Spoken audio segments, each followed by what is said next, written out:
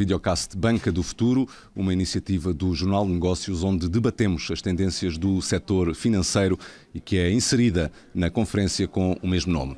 Para falarmos no tema que dá mote a esta conferência, tenho dois convidados: João Luís Fonseca, partner da Deloitte Portugal, onde lidera a consultoria em banca, e Nuno Miguel Sousa, da direção da área de serviços financeiros da Claranet.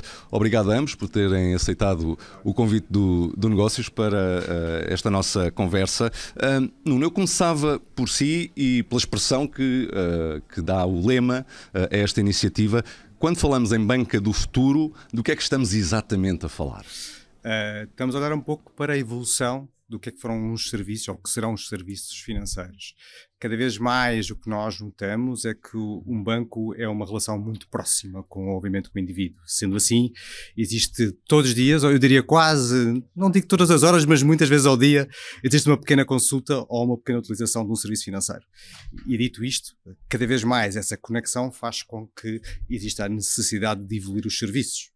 Falo, por exemplo, de um tema que eu já referenciei no passado, presente, que são as super apps. Cada vez mais é um tema presente. E o que é que consiste uma super app? Ou o que é que será a super app do futuro?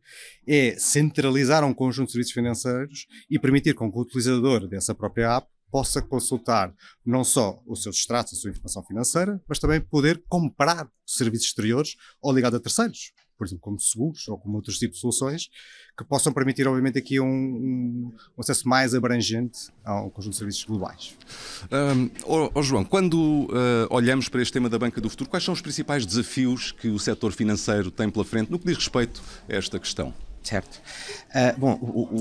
Um dos grandes desafios é, de facto, os bancos, antes de mais, serem um negócio rentável. É importante.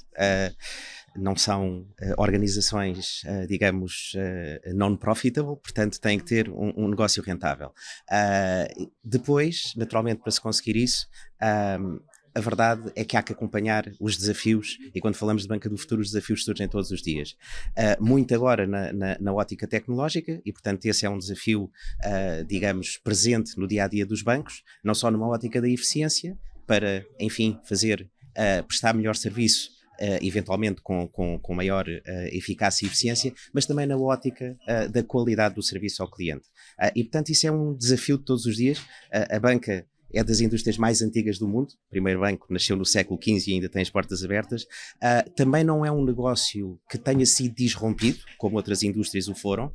Portanto, o core business de um banco continua a ser angariar dinheiro e emprestar dinheiro. Estou, obviamente, a simplificar. Mas depois, como se faz, muda de facto a uma velocidade vertiginosa e cada vez mais rápido. Já vamos falar do futuro, mas olhemos primeiro para o presente. Nuno, a digitalização é uma tendência que não é nova, de resto, já há vários anos. Diria que o esforço e a velocidade dos bancos em Portugal tem sido suficiente nesta matéria?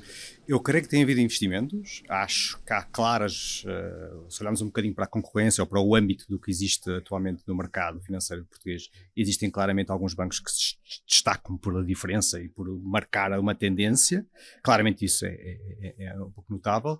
Acho que existem muitos bancos que estão nesse processo, que não estão desligados, mas existe assim o desafio chamado Core Legacy. Muitas vezes tem a ver um bocadinho com aquele desafio que existe. Ok, eu tenho aqui que manter aquele negócio, como disse há pouco e muito bem, que é a estabilidade e garantir, obviamente, aqui todo o valor que existe intrínseco dos próprios utilizadores, ou neste caso os próprios, obviamente, as pessoas que depositam o seu dinheiro, não é? Por isso tem que haver sistemas que sejam fiáveis, que sejam, obviamente, completamente estanques e seguros, mas isso depois leva a outro lado, que é, ok, como é que eu vou evoluir, como é que eu vou fazer, obviamente, aqui a extração de dados para permitir fazer com que haja uma evolução nos serviços que eu estou a prestar. Pronto. E isso é uma tendência, ou se calhar um desafio atual da banca, que é como é que eu vou olhar para o futuro e evoluir e olhar para as novas gerações, geração Z, ou até outras gerações que necessitam de uma coisa no imediato, não é? Estamos na geração da gratificação instantânea, se assim pode dizer, e a banca não pode esquecer isso, e não tem esquecido isso. Existem casos de apps dos próprios bancos mais tradicionais que estão direcionadas para essas áreas específicas, por exemplo, de gerações mais novas. O que coloca também o desafio adicional de manter a segurança. Exatamente. Eu lembro de falar com um banco um tema muito interessante, que é sempre que eu altero o site eu tenho sempre telefonemas de qualquer geração. E isso é super interessante. O que quer dizer, qualquer alteração que se faz num site, eu vou agradar uma geração, mas a outra geração já não está habituada a essa mudança, não é? E estamos constantemente neste nível, que é gerir a própria mudança em si e permitir, obviamente, abranger vários mercados. Por isso é que há bancos, por exemplo, que já têm skins específicos. O que é que são skins? São basicamente uma visão específica da própria app, do próprio site para a geração, a medida do cliente que o acede. Por isso, acho que sim, que tem feito, e não se esqueçam que hoje a banca não está num ambiente só nacional, estamos a falar de concorrência internacional, e as Big Techs estão aí, não é? Eu acho que é uma grande concorrência atualmente. É um tema que vamos abordar um pouco mais à frente. Muito bem. João, esta transformação de que estamos a falar, sobretudo no que diz respeito à digitalização, não se faz sem recurso. O Nuno também já mencionou essa questão. O setor financeiro tem investido o suficiente nesta matéria? Tem. O setor em Portugal tem investido. Vários dos players em Portugal têm, de facto, atravessado nos últimos anos jornadas de transformação, a dita transformação digital, nos últimos anos, para esta parte, com muito investimento.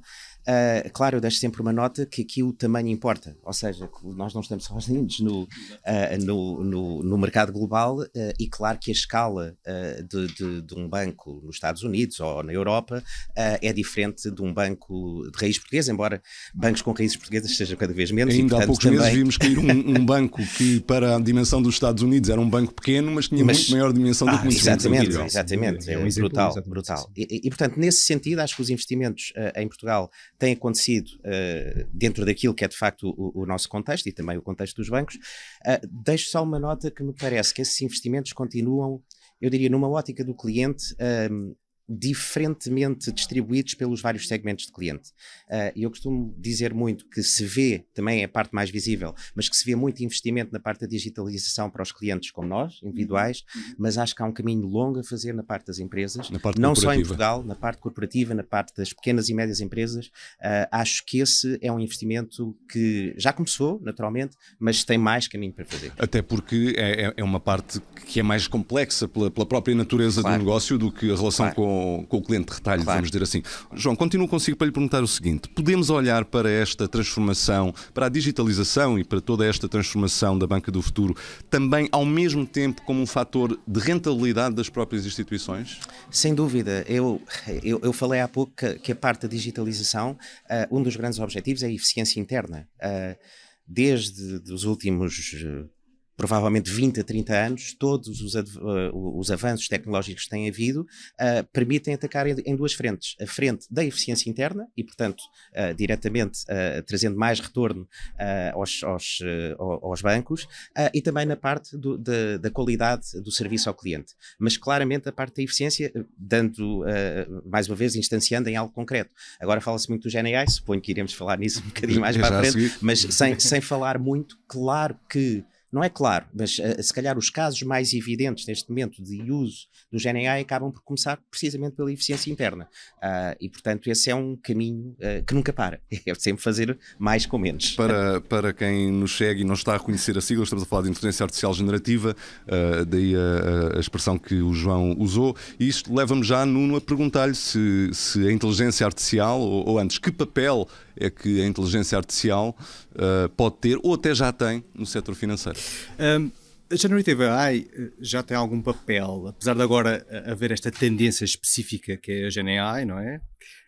Creio que atualmente a banca sempre já trabalhou muito orientada para ter alguns modelos de avaliação de risco, alguns modelos de aconselhamento financeiro. Os robo-advisors já era uma tendência. O que eu acho é que agora com o GenAI o que está a acontecer é torna mais natural o acesso a alguma informação, e neste caso até o próprio utilizador, por exemplo, vai falar com um bot que tem uma linguagem natural, e isso vai permitir com que qualquer pessoa, através de qualquer canal, seja ele telefónico, às vezes escrito ou através do site, possa ter um agente digital que lhe possa ajudar a responder às perguntas de uma forma mais imediata e mais direta.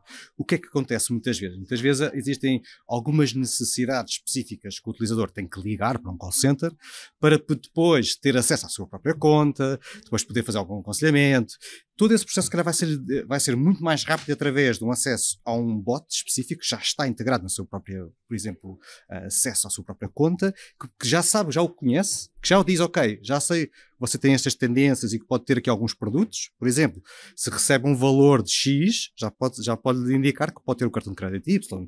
É este tipo de informação que vai ser muito mais fácil e, acima de tudo, a visão omnicanal eu acho que vai ser mais possível nesta forma, através do GenAI. Essa vai ser a maior diferença, no meu ponto de vista.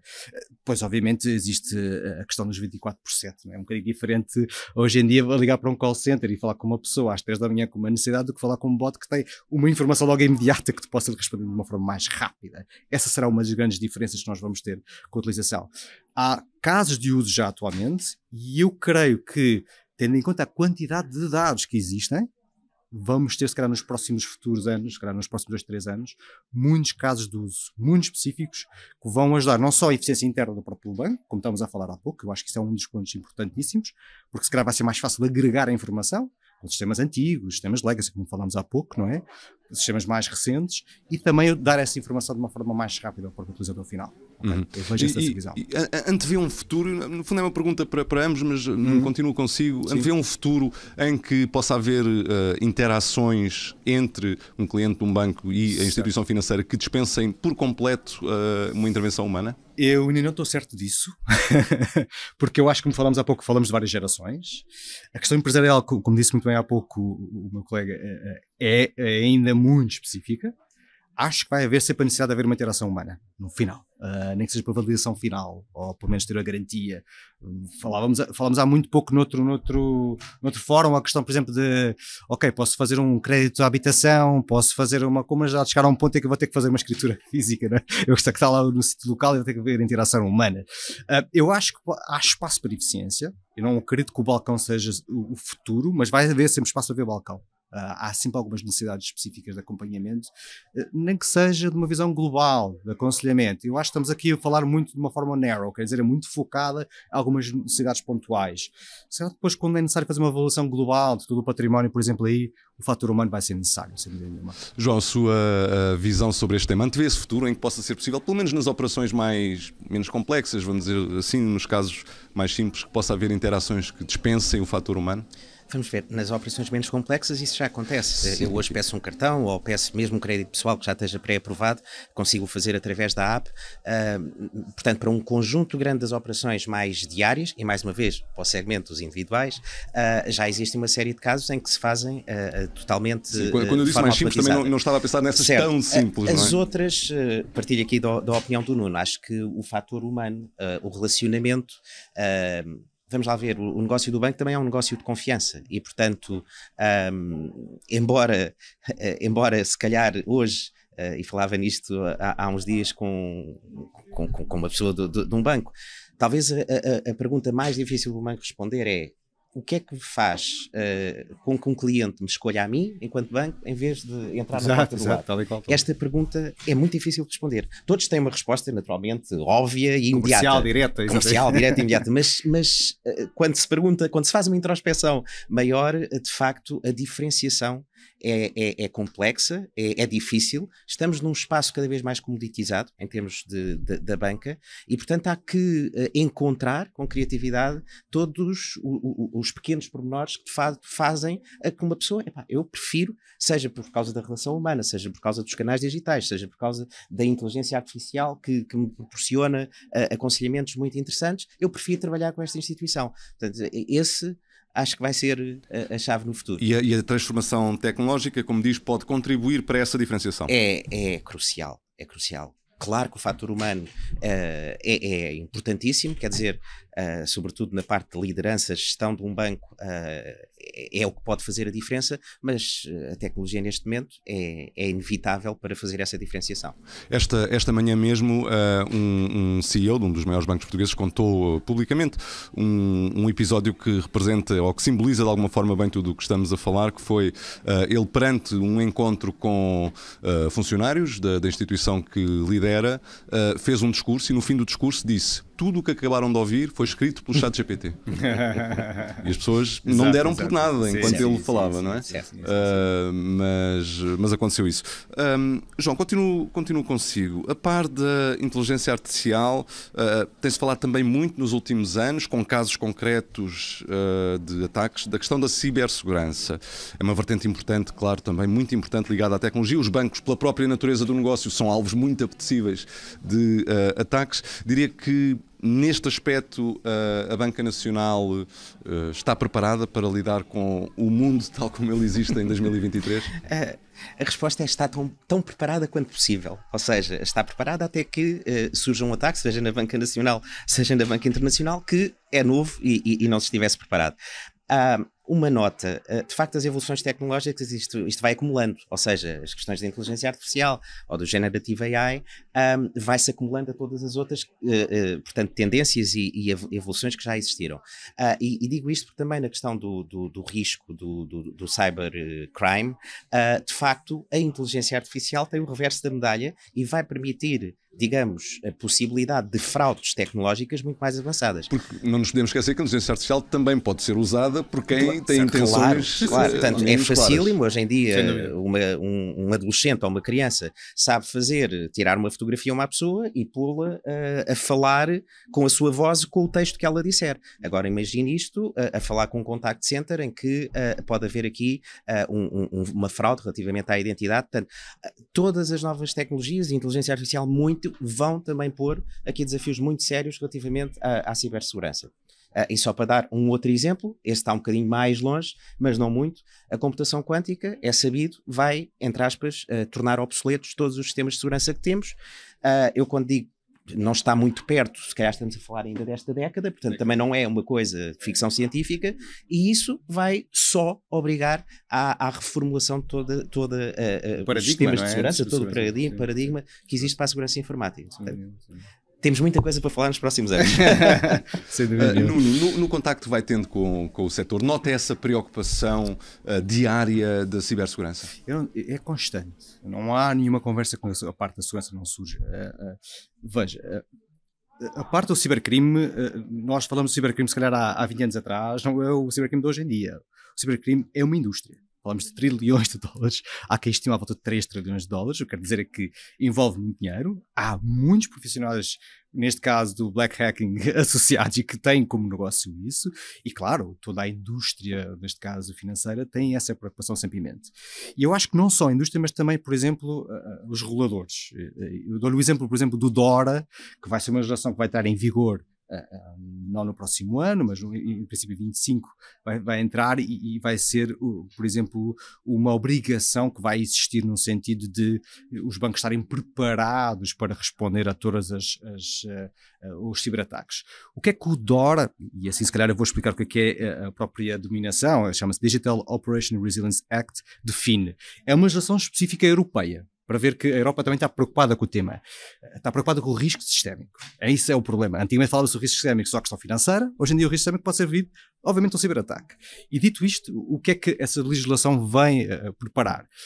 Parte do pressuposto que o banco vai ser atacado. Não, o tema não é que, olha, prepara-te para ser... Não, vais ser atacado, vai acontecer. Agora diz-me como é que tu estás preparado para recuperar depois, obviamente, de acontecer esse ataque. E essa é uma visão diferente, do paradigma que existe atualmente. O que é que isso vai fazer com que a banca esteja mais, ou que tenha mais a noção de toda a sua informação, da forma como é que ela está protegida, como é que ela está contida? Vamos falar, por exemplo, de backups imutáveis. Quer dizer, é que o ransomware não vai alterar os dados dos próprios clientes, e isso vai ser um ponto importante. Que esse backup não esteja na mesma localização geográfica, é um ponto também aqui também é importante, e a forma como é que vai conseguir recuperar, passado X tempo, essa informação do próprio cliente, ok? E o DORA vai fazer com que isso exista, obviamente, esse planeamento. Eu, olhando para a Banca Nacional, que é a que eu conheço melhor, eu acho que a banca já está preparada. Precisa sim de fazer alguns melhoramentos nos processos, se calhar de identificação, precisa se calhar de preparar-se para uma componente que já o faz atualmente, que é a parte do pentesting, mas se calhar fazer um pentesting dedicado ou específico que vai permitir ter mais dados de informação relativamente ao tipo de ataque que pode estar mais exposto, e se calhar esses tipos de pen testing ou ataques de penetração, neste caso, vão se chamar TIBER, que vão ser obviamente implementados, neste caso pelo Regulador Nacional, no Banco de Portugal. Já está disponível essa informação até no próprio site do regulador, o que quer dizer é que a banca já pode obviamente analisar isso, e aquilo que tem acontecido, e temos tido muito esse acesso com os nossos clientes, por exemplo, é, ok, isto vai acontecer, como é que nós estamos preparados, como é que nós vamos fazer todo este caminho para chegar, obviamente, ali em janeiro de 2025, e temos aqui, obviamente, todos aqui esta preparação feita. Aquilo que nós temos feito, por exemplo, é olhar para toda a informação que já existe e toda a preparação que já foi feita a nível de cibersegurança e simplesmente implementar um gap analysis. Ok, o que é um gap analysis? É poder permitir fazer uma análise daquilo que já foi feito e aquilo que tem que ser feito para estar preparado para, quando entrar em vigor o DORA, o banco está totalmente compliant com essa legislação europeia. A cibersegurança, de resto, é uma preocupação constante em múltiplos setores, não apenas no setor financeiro, naturalmente, para que as pessoas tenham uma noção. Ainda há não muito tempo, uma pessoa que lidera um dos maiores grupos de distribuição do país, estamos a falar, enfim, já fora do setor financeiro, mas isto certamente poderá... Sim, é transversal também essa preocupação. Eu perguntei-lhe qual é a frequência com que sofrem ataques informáticos. Ela disse todos os dias. Eu diria todos os segundos. Ou todos os segundos mesmo. Existe informação, e até é pública essa informação, pode ser consultada, a quantidade de ataques que existem por minuto, por segundo, e muitas vezes, como dissemos há pouco, são feitos por bots. Okay? São feitos, obviamente, já por sistemas automáticos ou que permitem, obviamente, um ataque e que estão a vasculhar um conjunto de informação, neste caso são desde portas de acesso, a vulnerabilidades que já são conhecidas, para tentar, obviamente, identificá-las, dar indicação, neste caso, a quem cometeu ou pode cometer o cibercrime, e a partir daí, obviamente, haverá um ataque. Vamos então seguir para outro tema que o Nuno de resto já há pouco também abordou. Os bancos enfrentam uma concorrência cada vez mais apertada das fintech, com queixas, por vezes, em relação à regulação, queixas das instituições financeiras tradicionais, digamos assim, ou sobre a falta de regulação, aquilo que muitas vezes se chama a ausência de um level playing field, é assim que se costuma mencionar neste campo. O campo nacional é desafiante. Um campo desequilibrado ou inclinado para um dos lados. É mesmo assim? Temos um campo de jogo desequilibrado, Nuno? É uma pergunta difícil, mas eu vou responder dentro daquilo que eu sei, é o que eu tenho conhecimento. Eu creio que existe espaço para haver mais equilíbrio. Vou responder desta forma. Para ser mais horizontal o campo de jogo. Eu acho que sim. Por exemplo, dou-lhe um exemplo muito específico de uma coisa que aconteceu há uns anos atrás, que é, e ainda acontece, nós temos um exemplo específico, obviamente, de um fabricante de um telemóvel que não permite acesso a um mecanismo de pagamentos específico. Isso é uma prova claramente de limitação tecnológica, não é? É um bocadinho um exemplo disso, não é? Eu não posso usar o NFC daquele fabricante através dos cartões se não tiveres a minha tecnologia, que tens que me pagar uma comissão. Por isso é um bom exemplo de como o Banco Nacional, para utilizar aquele telemóvel, não é? Como forma de pagamento, vai ter que pagar alguma comissão. E é muito limitativo. Eu acho que há aqui também uma grande diferença, que é o banco no início teve muita preocupação na questão da segurança. Não é? Há aqui um conjunto de preocupações que a banca tem, e uma delas é a questão regulatória. Podemos esquecer do investimento que a banca tem que fazer na parte da regulamentação. Muitas dessas fintechs e muitas das big techs não tiveram essa preocupação ou não têm essa preocupação, porque têm uma ínfima parte do negócio. E claro, e às vezes existe já uma coisa que é a dimensão do mercado a nível internacional. Quer dizer, é que eles conseguem concorrer com uma banca nacional de uma forma totalmente diferente, não é? Não há comparação com a evolução tecnológica que existe atualmente, e não tem que se preocupar, sem dúvida, com os sistemas legacy, como existe à data. É que criam de novo, de raiz, com metodologias antigas, como sempre aplicaram, não é? Da parte de evolução tecnológica, e sem dúvida vai criar disrupção. Eu acho que o lado positivo, não há só no caso negativo, o lado positivo, e para terminar, acho que também permite com que a banca olhe um bocadinho para o futuro e como é que vai evoluir também. Não é? Isso, eu acho que isso é interessante, a parte da concorrência. Não é? O que me leva a perguntar ao João se a banca também pode aprender com esta, vou-lhe chamar ameaça por facilidade de linguagem, mas se pode também a banca tradicional aprender com os fintech e com os big tech? Claro que sim, claro que aprende, por vezes até em forma de parcerias, ok? Portanto, não é só concorrência, há muitas vezes cooperação. Eu sempre falo das fintechs, gosto de qualquer maneira fazer aqui um enquadramento, porque eu, daquilo que falo com o setor, não sinto que os bancos tradicionais vejam as fintechs como uma verdadeira ameaça. E vou dar as Big Techs. Mais as Big Techs, claramente. As Big Techs, se fazem um movimento, como nós chamamos bold, podem fazer tremer uma indústria. Agora, as fintechs, 2 dados. Um dado que comprova que de facto são uma ameaça. No Economista saiu, já tem algum tempo, 3 anos, mas fizeram basicamente uma análise sobre aquilo que seria, digamos, o espaço de lucro dos bancos tradicionais. Basicamente tinha descido 24 pontos percentuais, sobretudo na área dos pagamentos, sendo que esses 24 pontos percentuais foram adquiridos por, sobretudo, fintechs, ok? As PayPals desta vida e outras. Portanto, de facto, são 24 pontos percentuais, portanto, não é pouco. Portanto, é uma ameaça. De qualquer maneira, outro dado que, digamos, enquadra que as fintechs também há aqui muito de experiência, de tentativa e erro, é que das 50 fintechs cotadas, portanto as maiores 50 fintechs cotadas, apenas 25% delas, portanto um quarto, apresentaram resultados positivos, lucros. Portanto, e esta é uma grande questão das fintechs, ou seja, as fintechs estão muito valorizadas, no meu entender talvez até um bocadinho sobrevalorizadas, mas apresentar resultados que é bom. Sim. É um bocadinho mais difícil. E se permitir só que adicionar aqui um componente que disse que já referenciou, mas queria reforçar, que é: existe espaço para as fintechs trabalharem com a banca tradicional. E eu acho que isso é um dos caminhos possíveis.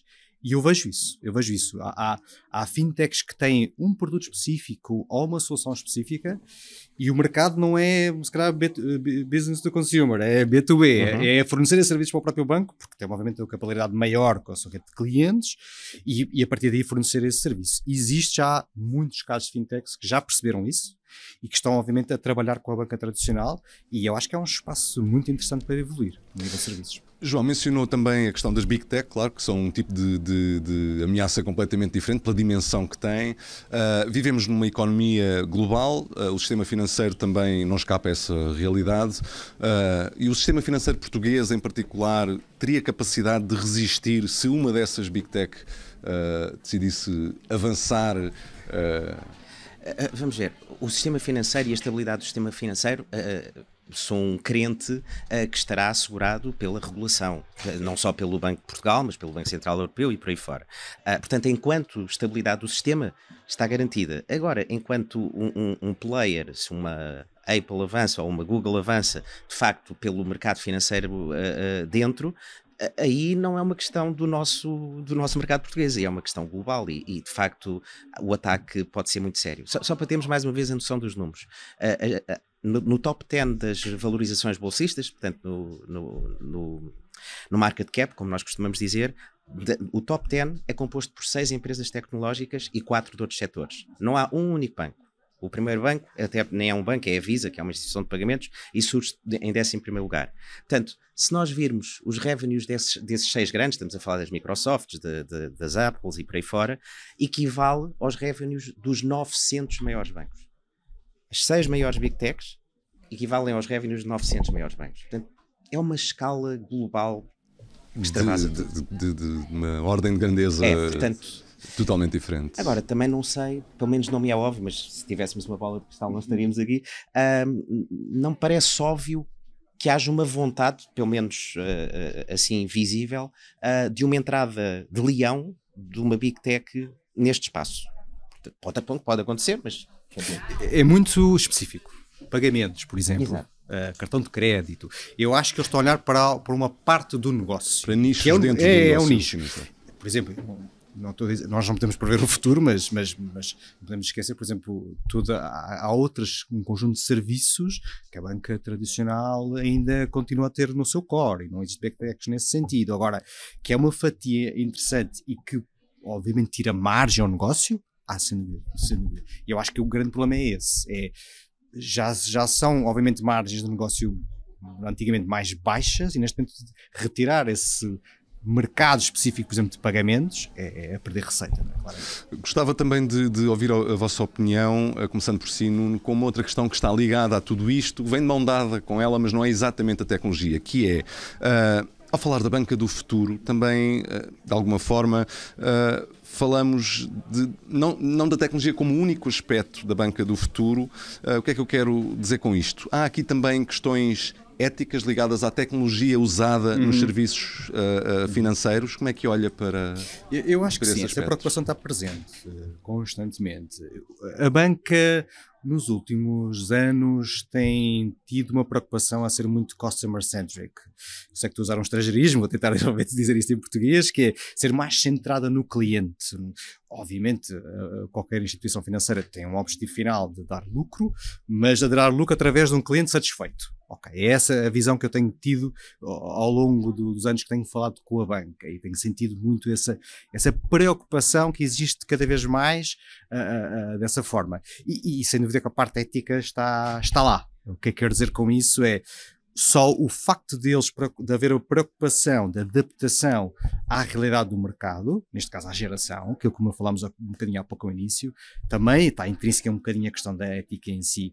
Eu acho que inevitavelmente a parte de evolução tecnológica sempre vai à frente do que são legislações, do que são, obviamente, questões éticas, mas eu acho que nos últimos anos tem havido essa preocupação, principalmente na questão de adaptação do que pode ser essa preocupação ética futura. Okay? João, do contacto que vai tendo com o setor, que impressões recolhe acerca deste tema? Eu acho que há 3 preocupações assim centrais à volta do tema ética, mais uma vez trazidas ou amplificadas pela questão da tecnologia e aqui em particular da inteligência artificial. O primeiro tem a ver com a privacidade dos dados. Portanto, acho que todos nós, cidadãos comuns, estamos cada vez mais,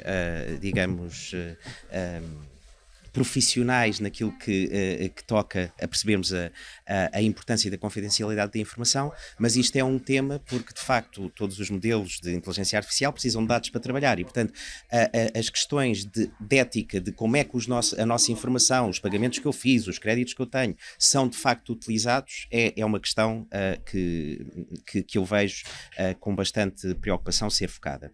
A outra é os modelos, em particular, mais uma vez, estes novos modelos de inteligência artificial, usam muitos dados, não é?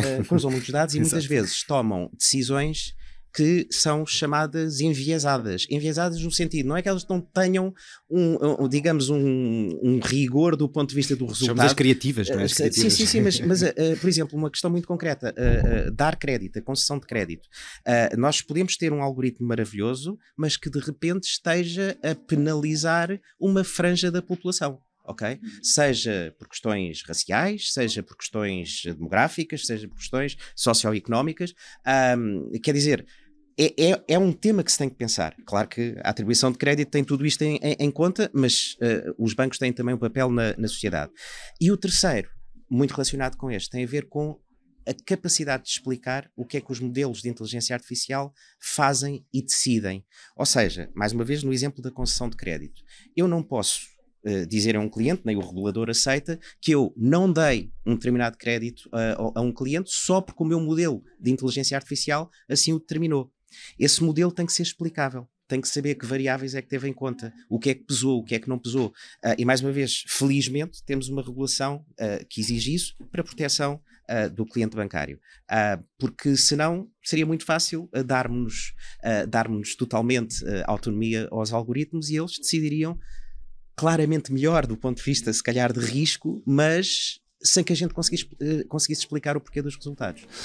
Exemplo disso é o GDPR, não é? É uma legislação que está ativa em Portugal, está aplicada, e se houverem, obviamente, partir de indicação que não utiliza os nossos dados para campanhas de marketing, esse modelo não vai usar aqueles dados. Essa é a preocupação acima de tudo e obviamente, considerar o que é o comportamento final decisivo do próprio utilizador, okay, neste caso.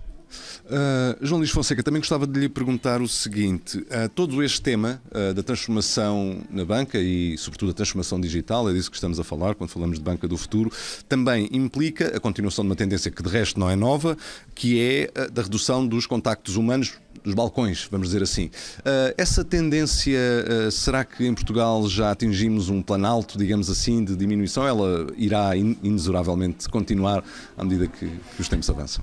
Olha, tenho um gráfico à minha frente que diz que em 2022, ainda não temos os dados naturalmente de 2023, desceram 167 balcões em Portugal. Portanto, tivemos um pico, algures em 2008, de 6 mil e tal balcões. Estamos atualmente, segundo aqui o gráfico, com menos de 4 mil. E 2008 não é um ano inocente da história do sistema. Exatamente, portanto, a queda começou aí. É o momento do pico. Vamos ver. Eu acho que essa evolução, não digo, se eu olhar aqui para o gráfico, ela continua muito linearmente a descer, mas acho que está a começar a chegar a um patamar, ainda não chegou, mas acho que está a começar a chegar a um patamar, e de repente as questões que se irão colocar também serão mais, neste caso, sociodemográficas, quer dizer, vou deixar o interior sem acesso a serviços bancários, portanto, há toda uma preocupação. Liga às questões éticas que claro, falávamos. E aí o Estado, através do Banco do Estado, acaba por ter um papel preponderante, mas, portanto, do ponto de vista concreto, eu acho que há uma redução, como disse, cerca de 2.000 balcões nos últimos 15 anos. A tendência continuará, pelo menos, a ser não aumentar, mas também acho que a fase de maior diminuição terá já passado. E essa tendência, de resto, não significa necessariamente que haja uma perda equivalente do número de pessoas que trabalham nos bancos, porque há menos pessoas nos balcões, mas tem que haver mais pessoas para desenvolverem tudo o que estamos a dizer. E há negócios de proximidade, aquilo que falávamos um bocadinho há pouco, não é? Por isso é que eu acho também que a parte de inteligência artificial não vai substituir o ser humano por essa componente de proximidade que existe, por exemplo, nas zonas rurais. Há muita decisão, principalmente na área empresarial, que é feita, obviamente, no próprio balcão. E isso sim faz com que, se calhar, haja uma estabilização do número de balcões a nível nacional. É um exemplo disso. Sendo certo que tem havido, porque os números o demonstram, é uma questão factual, tem havido uma diminuição do número de trabalhadores da banca em Portugal nos últimos anos. O que eu queria dizer com isto é que não é necessariamente equivalente à perda de balcões que ocorreu. E se me permitir, há aí um dado curioso que é, uma coisa são as pessoas dos bancos em Portugal que trabalham, chamemos, em atividade interna no nosso mercado, portanto servem clientes portugueses, mas nós temos um fenómeno que já não é recente, da última década pelo menos, da instalação dos chamados back-offices, portanto centros corporativos de bancos que podem estar com os seus headquarters em França e que nem têm negócio ou é marginal em Portugal, mas que têm milhares de pessoas a trabalhar nesses back-offices. Há vários exemplos em Portugal e, portanto, se nós somarmos esses trabalhadores bancários aos trabalhadores que de facto servem os clientes portugueses, está mais ou menos em linha, pelo menos com aquilo que seria, sei lá, há 20 anos atrás. Portanto, tem havido uma transferência daquilo que é a atividade pura do nosso mercado para esses back-offices corporativos de outras instituições. Não queria acrescentar alguma coisa. Não, tem a ver um bocadinho com a transformação do que é o bancário, não é? Ou o que é a necessidade que os bancos têm a nível de recursos humanos. É cada vez mais tecnológicas também, e isso faz com que a procura seja maior em áreas diferentes. E sem dúvida aqui que também estamos a passar uma fase que não é uma situação exclusiva da banca, eu acho que é global a nível do próprio mercado, que é a transformação do que é que será o futuro do trabalho, não é? Um bocadinho assim, não é? Esse será o desafio, principalmente que agora, no outro dia eu via, por exemplo, só com o título de exemplo, que era qual é o trabalho do futuro?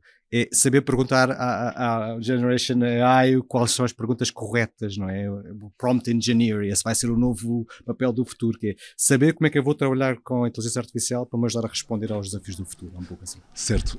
O tempo passa a correr, vamos terminar com uma pergunta sobre a qual eu gostava de os ouvir, que tem a ver com uma questão que já abordámos, que é as questões éticas ligadas a tudo isto, e também, ao mesmo tempo, com a dimensão humana do negócio. Pergunto, qual é o pano de fundo daquilo que eu vos quero perguntar? É que no setor financeiro, mais até do que noutros setores, a confiança é uma palavra-chave da atividade. A evolução tecnológica pode de alguma forma colocar em causa a confiança e a relação que as pessoas têm com os bancos? Eu estou a pensar nas figuras de gestores de conta ou, no caso das empresas, também daquele contacto pessoal que sabem, é aquela pessoa com quem eu falo para tratar dos meus assuntos. Isso pode de alguma forma estar em causa com a evolução tecnológica? João, comece por si. Está em causa no sentido que as próprias gerações vão tendo uma relação diferente com essas pessoas, ou seja, um jovem de 25 anos tem claramente uma relação diferente do que eu na minha idade, ou do que uma pessoa, exatamente, nem sabe que existem, não sabe, nem quer, não, enfim, tem o seu cartão, tem a sua app e mesmo a app só vai lá quando é preciso. O cartão resolve tudo. E portanto, eu acho que nesse sentido as próprias gerações vão procurando outras formas de se relacionar, e portanto acho que não podemos ficar agarrados ao passado. Agora, mais uma vez, cada segmento é um segmento e provavelmente o segmento da minha faixa etária, um segmento mais idoso ou com menos acesso a novas tecnologias, terá outras necessidades e os bancos têm uma oportunidade de criar uma relação com eles diferenciada, se não tentarem, vou passar aqui uma expressão, tentar impingir tecnologia a todos, porque nem todos têm esse desejo, nem essa necessidade. É, no fundo, Nuno, uma evolução dos tempos que os bancos não podem deixar de acompanhar. O banco vai ter que acompanhar as gerações todas. Esse é um dos desafios que eu acho que a banca tem do futuro, é saber quais são as áreas que vai ter que trabalhar. E dou-lhe um exemplo muito específico. Quando houve o hype do metaverso, não foi assim há tanto tempo, não é? Parece que já foi muito tempo, mas não foi. E nem existe, atenção, existem muitos bancos que investiram nessa área e vão continuar a investir porque há gerações que usam efetivamente o metaverso. A parte de gaming, por exemplo, se calhar nós não temos tanta essa noção, mas é um mercado, é uma indústria muito grande mesmo. E isso é uma preocupação que a banca também tem. Ok, vou olhar para esta geração que olha para o gaming como uma realidade e já está a preparar o que é que será o futuro dos serviços financeiros para essa geração. Por isso, temos que olhar um bocadinho para essas vertentes todas e considerar que, sem dúvida, vai chegar a um ponto de viragem para saber qual é a maior tendência, tendo em conta, obviamente, essa realidade. E assim terminamos este videocast. Agradeço a João Luís Fonseca, partner da Deloitte Portugal, onde lidera a consultoria em banco, e a Nuno Miguel Sousa, da direção da área de serviços financeiros da Claranet. Obrigado a si também que nos acompanhou.